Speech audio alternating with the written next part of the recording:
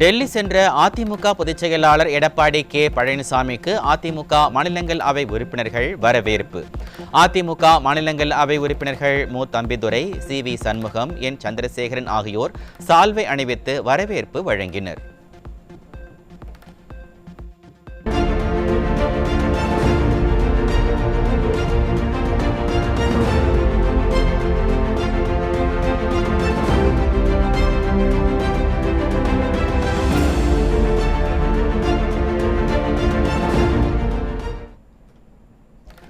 டெல்லியில் புதிதாக திறக்கப்பட்டுள்ள அதிமுக அலுவலகத்தை நேரில் பார்வையிட்டார் அதிமுக பொதுச் செயலாளர்.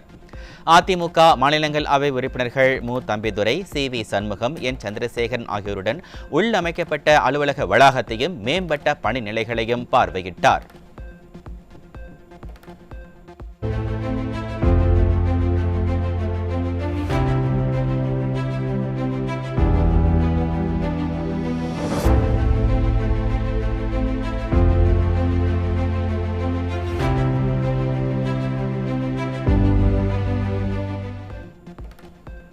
அதிமுக பொதுச் செயலாளரும் சட்டமன்ற எதிர்க்கட்சித் தலைவருமான எடப்பாடி கே பழனிசாமி மத்திய உள்துறை அமைச்சர் அமித்ஷாவுடன் சந்திப்பு. அதிமுக தலைமை நிலைய செயலாளர் எஸ்.பி. வேலுமணி, அதிமுக எம்பிக்கள் தம்பிதுரை, சி.வி. சண்முகம், சந்திரசேகரன், முன்னாள் அமைச்சர் கே.பி. முனுசாமி ஆகியோர் உடனிருந்தனர்.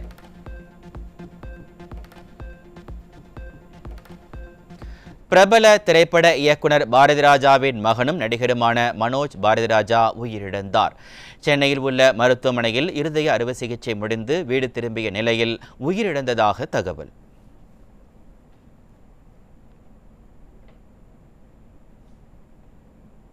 இயக்குனர் பாரதிராஜாவின் மகனும் நடிகருமான மனோஜ் பாரதிராஜா உயிரிழப்பிற்கு அதிமுக பொதுச் செயலாளர் எடப்பாடி கே பழனிசாமி ஆழ்ந்த இரங்கல். மகனை இழந்து ஆற்றொன்னா துயரத்தில் வாடும் பாரதிராஜா இந்த துன்பத்திலிருந்து மீண்டு வரும் வலிமையை அளிக்க இறைவனை வேண்டுவதாக அறிக்கை.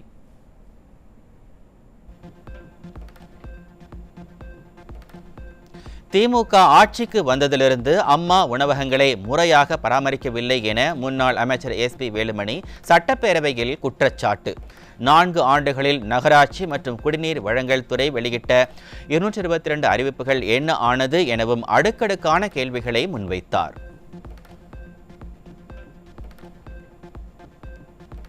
சென்னை தரமணியில் உள்ள அரசினர் மகளிர் பாலிடெக்னிக் கல்லூரியில் பயிலும் மாணவி பாலியல் துன்புறுத்தலுக்கு ஆளானதாக குற்றச்சாட்டு. மாணவிக்கு நீதி கேட்டு போராடிய மாணவர் அமைப்பினர் மீது காவல்துறையினர் கொடூரமாக தாக்குதல் நடத்தியதால் பரபரப்பு.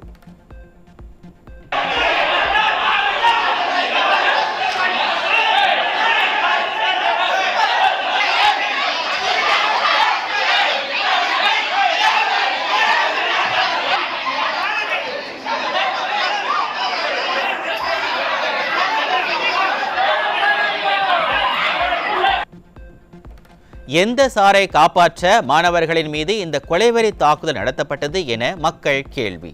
கல்லூரி மாணவிக்கு போதைப்பொருள் கொடுத்து பாலியல் வன்கொடுமை செய்யப்பட்டதாக வரும் செய்தி குறித்து அப்பா ஸ்டாலின் விளக்க வேண்டும் என மக்கள் காட்டம்.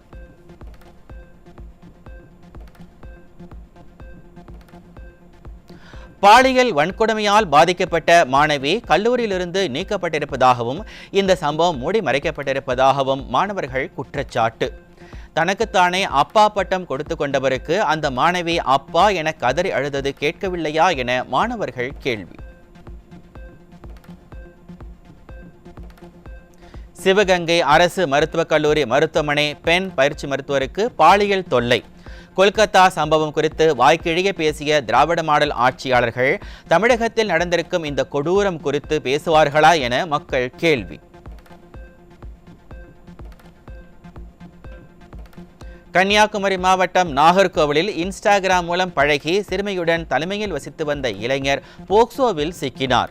திராவிட மாடல் ஆட்சியில் ஏவல் துறை மீது சிறிதும் பயம் இல்லாததால் சிறுமிகளுக்கு எதிரான குற்ற சம்பவங்கள் தொடர்ந்து அதிகரித்து வருவதாக மக்கள் குற்றச்சாட்டு.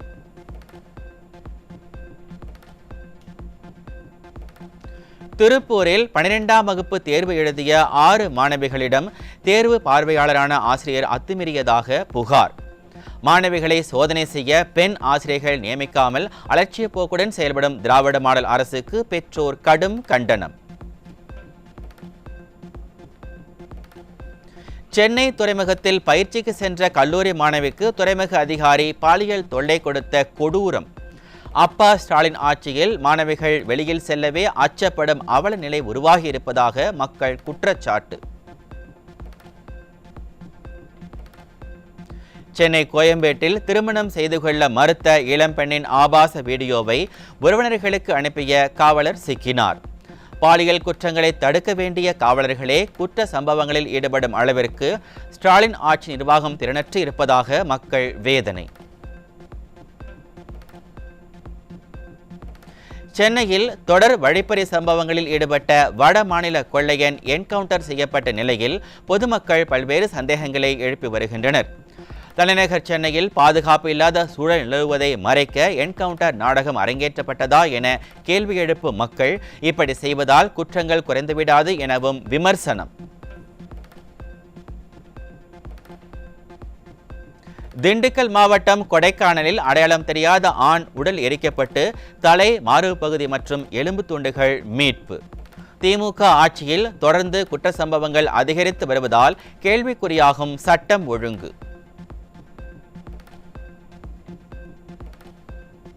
கிருஷ்ணகிரி மாவட்டம் ஹொசூர் அருகே 200 கேன்களில் எரிசாராயம் சிக்கியது. திமுக ஆட்சியில் கள்ளச்சாராயத்தால் 70க்கும் மேற்பட்ட உயிர்கள் பறிபோன பிறகும் கள்ளச்சாராய புழக்கம் அதிகரித்திருப்பது மக்களிடையே கடும் அதிருப்தியை ஏற்படுத்தியுள்ளது.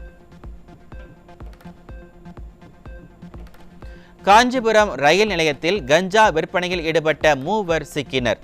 ரயில் மற்றும் பேருந்து நிலையங்களில் நொறுக்குத்தீனி விற்பதைப் போல சர்வ சாதாரணமாக கஞ்சா விற்கப்படுவது ஸ்டாலின் ஆட்சியில் தமிழகம் சீரழிந்து கிடப்பதை காட்டுவதாக மக்கள் வேதனை.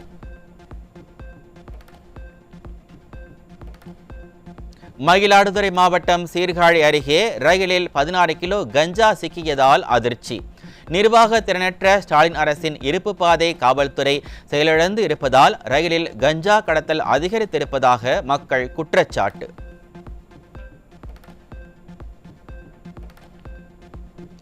தஞ்சை மாவட்டம் கும்பகோணம் அருகே வீட்டில் பதுக்கி வைக்கப்பட்டிருந்த குட்கா பொருட்கள் பறிமுதல்.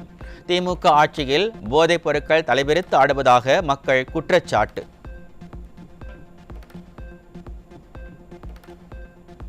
திருச்சியில் இளைஞர்களுக்கு விநியோகிக்க வைக்கப்பட்டிருந்த 5500 போதை மாத்திரைகள் பிடிபட்டன. திமுக ஆட்சியில் போதைப்பொருள் வியாபாரம் அச்சுறுத்தும் அளவிற்கு விரிவடைந்து இளைஞர்களின் எதிர்காலம் கேள்விக்குறியாகி வருவதாக மக்கள் வேதனை.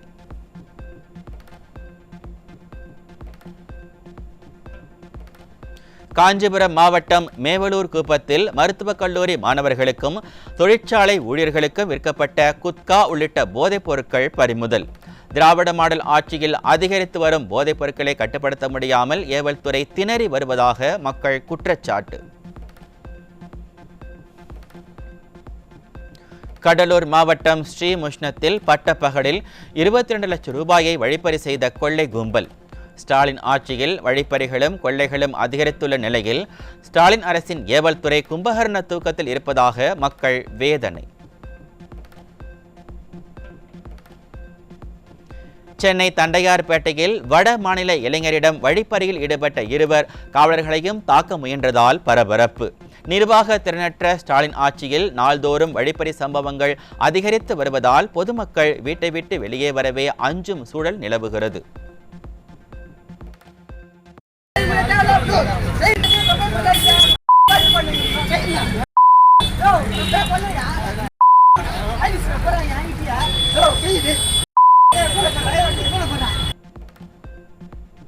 ராணிப்பேட்டை மாவட்டம் வாலாஜாபேட்டை மாவட்ட தலைமை அரசு மருத்துவமனையில் கர்ப்பிணிக்கு பிரசவம் பார்க்க மருத்துவர் மறுப்பு தெரிவித்ததாக குற்றச்சாட்டு. பிரசவ வார்டில் மருத்துவர் யாரும் இல்லாத நிலையில் பொது மருத்துவர் மருத்துவம் பார்க்க மறுத்ததோடு எங்கு வேண்டுமானாலும் சென்று புகார் செய்யுங்கள் என ஆணவமாக தெரிவித்ததாக தகவல்.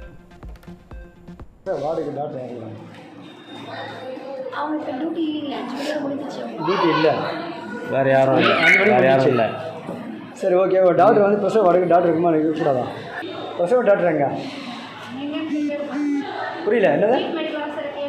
யார்கிட்ட கேட்கணும் மேடம்? யார்கிட்ட கேட்கணும் மேடம்? உங்களை தான் யார்கிட்ட கேட்கணும்?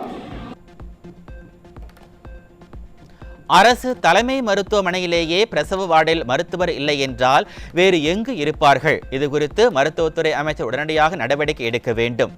திராவிட மாடல் ஆட்சியில் அரசு மருத்துவமனையில் நிலவும் மருத்துவர் பற்றாக்குறையால் கர்ப்பிணிகள் படும் துயரம் குறித்து பாதிக்கப்பட்ட கர்ப்பிணி பெண்ணின் தந்தை உருக்கமான பேட்டி. பிரசவ டாக்டர் இல்லை, அதனால் நீங்கள் கூட்டின்னு போங்க அப்படின்னு சொல்லிட்டு எழுந்து போயிட்டாங்க. அவங்க பாப்பாவே வெளியே அனுப்பிச்சிட்டாங்க. நான் கையெழுத்து போடல, வெளியே அனுப்பிச்சிட்டு பேர் வேறு வழி இல்லாமல் சரி நம்ம கோவப்படக்கூடாது, வீரம் இல்லை வேகம் முக்கியன்றதுனால போய் கையெழுத்து போட்டு சரி அடுக்குமுறைக்கு போகிறோம். ஆனால் அடுத்து வர ஆளுங்களுக்கு ஏதாவது ஒரு நல்லது பண்ணணுன்னு தான் நாங்கள் இதை சொல்கிறேன். இல்லைனா இந்த பேட்டி கொடுக்கணும் கூட எனக்கு அவசியம் இல்லை. என் பெண்ணை விட்டுருங்க. இந்த மாதிரி 1008 பெண்ணுங்க வருது, அவங்க பிரசவ வழியில் எப்படியே இருப்பாங்க. இதுக்கு என்ன தான் தீர்வு? இது கவர்மெண்ட்டும் இந்த மருத்துவத்துறையும் மருத்துவ அமைச்சரும் இது ஏதாவது ஒரு உடனடியாக நடவடிக்கை எடுத்தால் தான் அதுக்கு தீர்வு. ஒவ்வொரு பெண்ணும் வழியில் வந்து அடுக்குமுறை போனால் இங்கேருந்து அடுக்குமுறை சுமார் 40 to 50 கிலோமீட்டர் இருக்கும். இங்கேருந்து போகிறதுக்குள்ளே இடையில எதனா ஆச்சுன்னா யார் பொறுப்பு? சட்டமன்றத்திலும் பொது மேடைகளிலும் மக்களை தேடி மருத்துவம் என உருட்டும் திராவிட மாடல் அரசு மருத்துவமனைகளில் நிலவும் மருத்துவர் பற்றாக்குறை பற்றி என்ன பதில் சொல்லப் போகிறது? மாரத்தான் போட்டிகளில் மட்டும் கவனம் செலுத்தும் அமைச்சர் மாசு இனியேனும் மருத்துவமனைகளின் பக்கம் தன் கவனத்தை திருப்புவாரா என மக்கள் கேள்வி. தமிழகத்தில் சுமார் 2800 கோடி ரூபாய் அபராதம் வசூலிக்கப்படாமல் இருப்பதாக போக்குவரத்து மற்றும் சாலை பாதுகாப்புத்துறை ஆணையர் தகவல். சரக்கு வாகனங்களுக்கு போக்குவரத்து காவலர்கள் அளிக்கும் சலான்கள் 50% மேல் வசூலிக்கப்படவில்லை எனவும் தகவல்.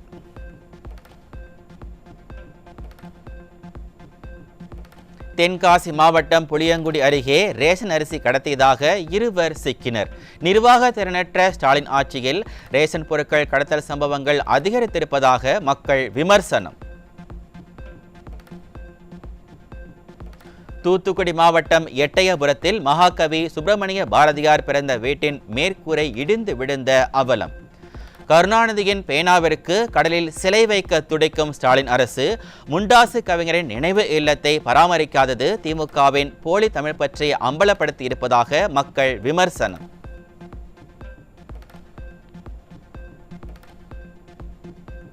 கள்ளக்குறிச்சி மாவட்டம் பகண்டை கூட்டு சாலையில் திமுக எம்எல்ஏவின் தொகுதி நிதியில் 25 லட்சம் ரூபாய் மதிப்பீட்டில் கட்டப்படும் பயணிகள் நிழற்குடை கட்டுமானத்தின் போதே இடிந்து விழுந்ததால் பொதுமக்கள் அதிர்ச்சி.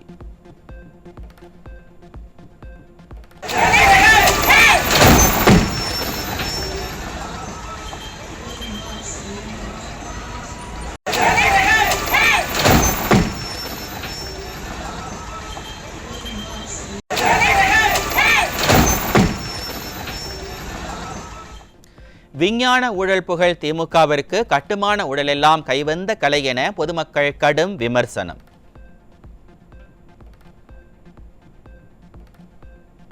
தேனி, மதுரை உள்ளிட்ட பல்வேறு பகுதிகளில் தமிழ்நாடு அரசு நியாய விலைக்கடை பணியாளர் சங்கத்தினர் ஆர்ப்பாட்டம். ரேஷன் துறையை தனித்துறையாக அறிவிக்க வேண்டும் என்பன உள்ளிட்ட பல்வேறு கோரிக்கைகளை வலியுறுத்தி திராவிட மாடல் அரசுக்கு எதிராக கோஷம்.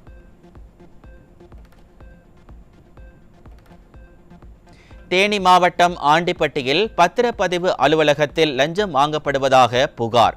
திராவிட மாடல் ஆட்சியில் பத்திரப்பதிவுத்துறை லஞ்சத்திலேயே திளைத்திருப்பதாக மக்கள் வேதனை. காஞ்சிபுரத்தில் திமுக நிர்வாகிகள் மற்றும் ஆதரவாளர்களுக்கு மட்டும் வரியை குறைத்து மதிப்பீடு செய்து மோசடியில் ஈடுபட்ட வரி வதிப்பு குழு தலைவர். பொதுமக்களிடம் கரார் காட்டி வசூல் செய்யும் அதிகாரிகள் ஆளுங்கட்சி கவுன்சிலர்களிடம் அடக்கி வாசிப்பதுதான் திராவிட மாடலின் உள்ளாட்சி நல்லாட்சியா என மக்கள் கேள்வி.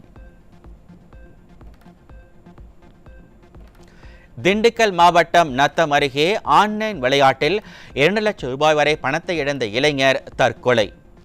மக்கள் உயிரை பறிக்கும் ஆன்லைன் விளையாட்டுகளை இனிமேலாவது திராவிட மாடல் அரசு கட்டுப்படுத்துமா என மக்கள் கேள்வி. சென்னை மெட்ரோ ரயில் நிலையங்களில் லூலு மால் கடைகளுக்கு அனுமதி வழங்கிய திராவிட மாடல் அரசுக்கு வணிகர் சங்கங்கள் எதிர்ப்பு. பொதுமக்களின் வசதிக்காக கட்டப்பட்ட இடங்களை தனியார் நிறுவனங்களுக்கு வாடகைக்கு வழங்கலாமா என திராவிட மாடல் அரசுக்கு மக்கள் கேள்வி.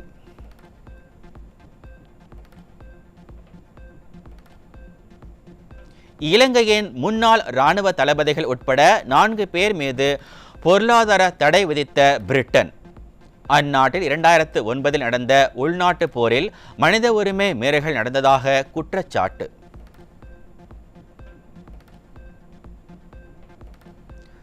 வெனிசுலாவிடமிருந்து பெட்ரோல் வாங்கும் நாடுகளுக்கு கூடுதலாக 25% வரி விதிக்கப்படும் என அமெரிக்கா அறிவிப்பு.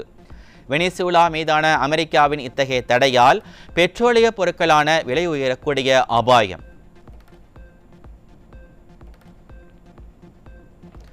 IPL கிரிக்கெட் தொடரில் குஜராத் அணிக்கு எதிரான போட்டியில் 11 ரன்கள் வித்தியாசத்தில் பஞ்சாப் அணி வெற்றி. 243 ரன்கள் இலக்கு நிர்ணயிக்கப்பட்ட நிலையில் குஜராத் அணி 20 ஓவர்கள் முடிவில் 5 விக்கெட் இழப்பிற்கு 232 ரன்கள் மட்டுமே எடுத்து தோல்வி.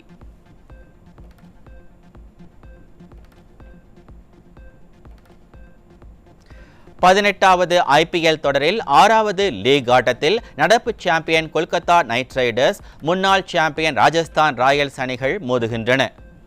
இந்த போட்டி இன்றிரவு 7:30 மணிக்கு குவஹாத்தியில் நடைபெறவுள்ளது.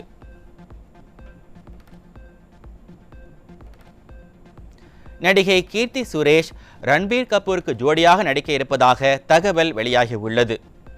திருமணத்திற்கு பிறகு அவர் நடித்திருக்கும் அக்கா என்கிற வெப் சீரிஸ் வெளியாக உள்ள நிலையில் பாலிவுட் பக்கம் கவனம் செலுத்தி வருவதாக தகவல்.